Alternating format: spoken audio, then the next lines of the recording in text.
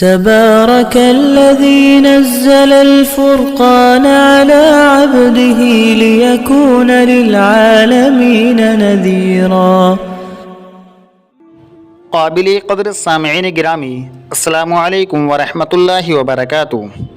آج کل ایک مسئلہ بہت معلوم کیا جا رہا ہے، اور یہ مسئلہ معلوم بھی ہونا چاہیے کیونکہ آج کل اس کا کریز بہت چل رہا ہے۔ عام طور پر یہ سوال معلوم بھی کیا جاتا ہے۔ آپ نے بھی بہت سے لوگوں کو دیکھا اور سنا ہوگا کہ وہ یہ سوال کرتے ہیں کہ ویڈیو کال پر نکاح ہو سکتا ہے یا نہیں، یا اسی طریقے سے واٹس ایپ چیٹنگ پر یا کالنگ پر نکاح ہو سکتا ہے۔ مثلا لڑکا یہ کہے کہ میں نے تجھ سے نکاح کیا، اور سامنے والی لڑکی یہ جواب دے کہ میں نے تجھ سے نکاح قبول کیا۔ اب سوال یہ ہے کہ کیا ایسے نکاح ہو جاتا ہے یا نہیں؟ دیکھیے، اس طریقے سے کالنگ پر یا واٹس ایپ چیٹنگ پر یا اسی طریقے سے آپس میں کال پر بات کرنا، اس طریقے سے نکاح نہیں ہوتا۔ ہاں، فون پر نکاح کے جواز کی ایک صورت نکلتی ہے، وہ یہ ہے کہ جس مجلس میں یعنی جس جگہ نکاح ہو رہا ہو۔ اب اس کی دو صورتیں ہو سکتی ہیں، یا تو نکاح لڑکی والے کے یہاں ہو رہا ہوگا یا لڑکے والے کے یہاں ہو رہا ہوگا۔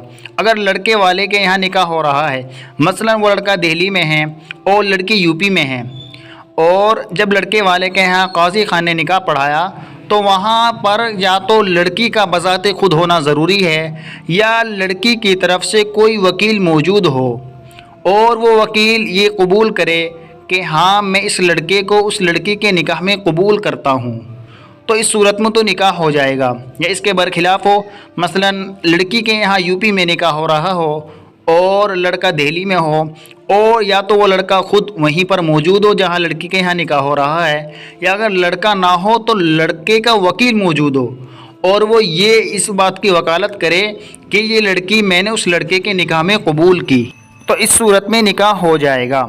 کیونکہ عام طور پر آپ نے بھی دیکھا ہوگا کہ بہت سی مرتبہ مساجدوں کے اندر نکاح ہوتے ہیں اور وہاں پر صرف لڑکا موجود ہوتا ہے، لڑکی فزیکلی موجود نہیں ہوتی، بلکہ لڑکی کی طرف سے وکیل موجود ہوتا ہے، اور وہ اس بات کا وکیل ہوتا ہے کہ فلاں لڑکی کا نکاح اس لڑکے سے ہو رہا ہے، تو دیکھیے وہاں نکاح ہو جاتا ہے۔